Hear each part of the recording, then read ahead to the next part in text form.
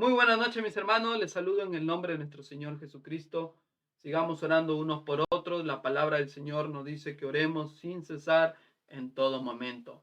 En esta oportunidad vamos a hablar del enojo de Jesús. Jesús se enoja. Al entrar al templo ve algo que produce su enojo. Pero déjeme decirle que esta no es la única oportunidad cuando Jesús se enoja. Busquemos la palabra del Señor en Marcos capítulo 3 versículo 5, Marcos capítulo 3, versículo 5. Vamos a ver cómo Jesús se enoja en esta oportunidad también. Dice así: entonces, mirándolos alrededor con enojo, entristecido por la dureza de sus corazones, dijo al hombre: extiende tu mano. Y él la extendió y la mano le fue restaurada sana. ¿Qué pasó aquí?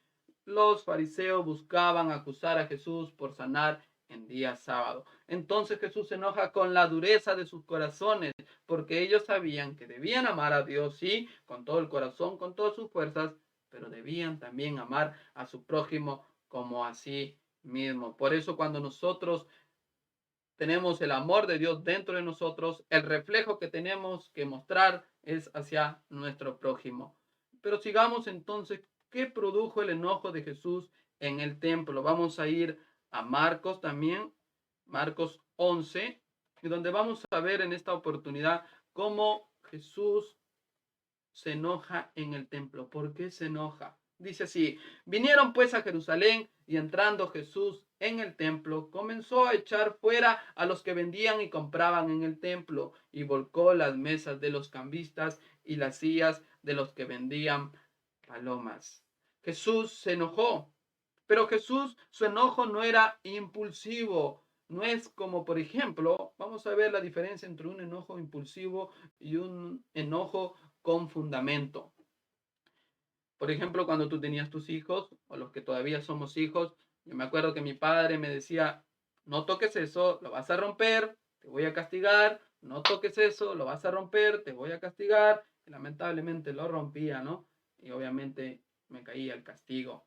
Pero hay personas, por ejemplo, que un niño rompe algo y cómo reacciona impulsivamente.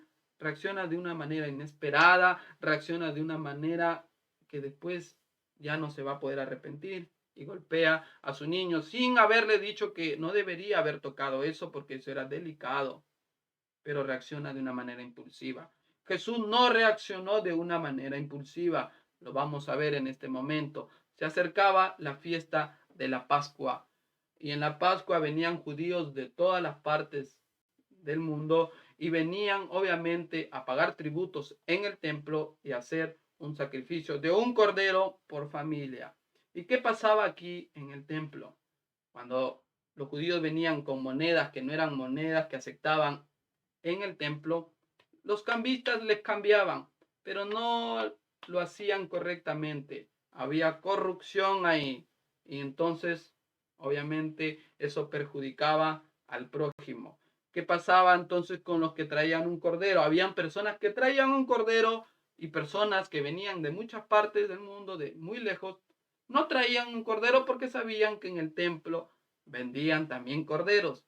Pero a los que traían corderos, había un grupo de inspectores que agarraban el cordero y comenzaban a buscar alguna imperfección, porque la ley decía que no podían hacer sacrificio a un cordero imperfecto. Y entonces este grupo de inspectores decía: mira, este cordero está imperfecto, así que mejor cómpralo aquí para que tu sacrificio sea aceptado.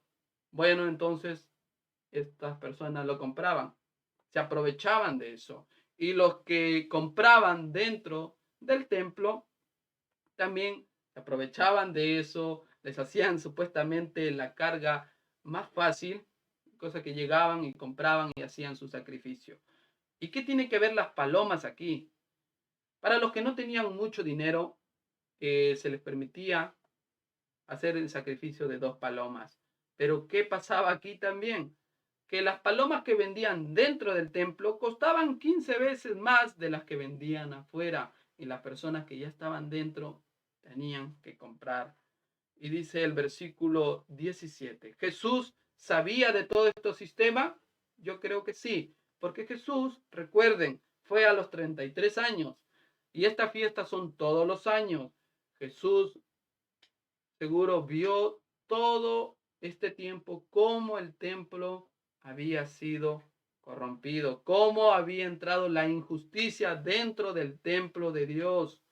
Entonces Jesús, cuando fue el tiempo que Dios había establecido, fue y corrigió todo esto, corrigió así como estaba endurecido el corazón de los fariseos, así también estaba endurecido el templo. El pecado había hecho un sistema de corrupción dentro del templo. Por eso Jesús, el versículo 17 dice, y les enseñaba diciendo, no está escrito, mi casa será llamada casa de oración para todas las naciones, mas vosotros la habéis hecho una cueva de ladrones. Aquí hay algo interesante, dice, para todas las naciones. ¿Por qué? Porque dentro del templo también había un patio que era para los gentiles. Los gentiles eran los no judíos y también venían a hacer sacrificios. Entonces, ellos veían también esto que estaba pasando, cómo el templo se había corrompido. Déjeme decirles que hoy en día también la gente nos ve a nosotros si dentro de las iglesias están yendo bien las cosas o si está habiendo corrupción. Pero con mucha tristeza puedo decir que hoy en día la iglesia también está haciendo estas cosas que antes se hacía.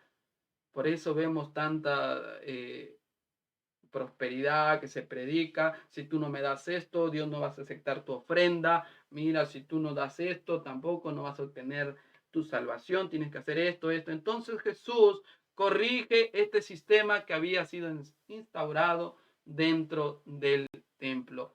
Jesús se enojó con un fundamento por todo lo que había pasado. Ahora déjeme decirle, muchas veces nosotros sí predicamos del amor de Dios que es incomparable, Él perdona a todas las personas, sí, pero también tenemos que predicar lo que dice la palabra del Señor en Deuteronomio. Si ustedes me siguen en la Biblia, en Deuteronomio capítulo 9, versículo 8. ¿Qué le dice Dios al pueblo de Israel? En Joreb provocasteis a ira a Jehová. Cuando nosotros, sabiendo lo que no le agrada a Dios y seguimos haciendo, provocamos en Dios ira. Ay, ay, ay. Cuando la ira del Señor venga, dice en el día del juicio, los primeros que Dios va a llamar a juicio, adivinen quiénes son. El juicio va a comenzar por la casa de Dios. Ahora, ¿qué nos quiere enseñar Jesús con esto? Jesús nos dice claramente que vayamos en contra de las injusticias. Obviamente nosotros tenemos que enojarnos cuando hay injusticias. Tenemos que defender las injusticias. Y hoy en día me podrán decir, hay injusticias dentro de las iglesias, hay corrupción dentro de las iglesias y no solo de las iglesias, dentro de las familias, dentro de los trabajos, hay eso. Jesús demandó todo eso. Una cosa es lo espiritual, como Dios nos ayuda cada día, pero lo espiritual se va a reflejar en nuestro prójimo, cómo nosotros tratamos, cómo somos injustos. Entonces, por eso tenemos que predicar eso también. También déjenme decirles que Pablo lo asimila muy bien. Sabemos que Dios nos perdona, pero si nosotros buscamos en Romanos capítulo 6, versículo 1, ustedes busquemos ahí en la palabra del Señor, dice así, ¿qué pues diremos? Pablo se hacía siempre de una forma retórica, le hacía preguntas a la gente. ¿Perseveraremos en el pecado? ¿Seguiremos pecando para que la gracia abunde? Ya que sabemos, bueno, estamos por gracia, Dios nos puede perdonar.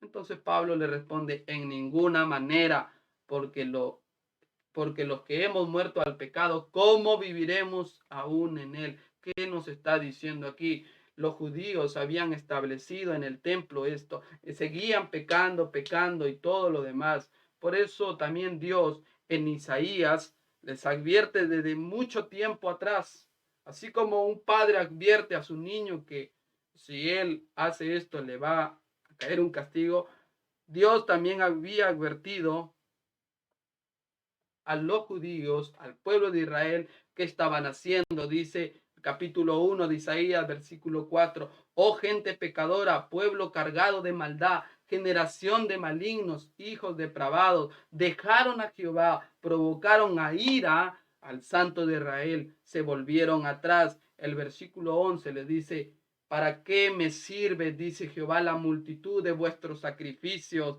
Hastiado estoy de los holocaustos, de los carneros y de cebo de animales gordos. No quiero sangre de bueyes ni ovejas, ni de macho cabrío.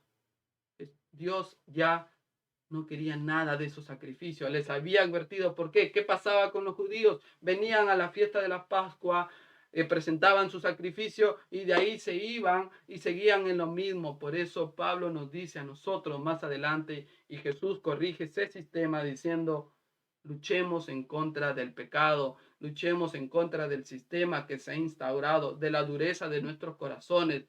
Por eso Jesús se enoja. Y obviamente nosotros tenemos que enojarnos cuando hay injusticias y defenderlos, sí, pero de una forma adecuada, de una forma correcta. La palabra del Señor, para terminar, nos dice que no miremos la paja de tu prójimo, ¿verdad? Pero también nos dice que después que nosotros hayamos sacado la paja que está dentro de nosotros, podremos ver bien, entonces podremos corregir a otros. Eso está en Mateo y ustedes lo puedan buscar ahí, porque a veces solamente sacamos el versículo: no juzguéis para no ser juzgados. Aquí el Señor nos está demandando a poder ir en contra de lo que el pecado está haciendo en la iglesia, en la familia, en el trabajo, hacia nuestros semejantes. Por eso Jesús se enojó. Y esta es la enseñanza que Jesús nos dice: vayamos en contra del pecado, en contra del sistema que el pecado ha hecho dentro de las iglesias. Que Dios les bendiga.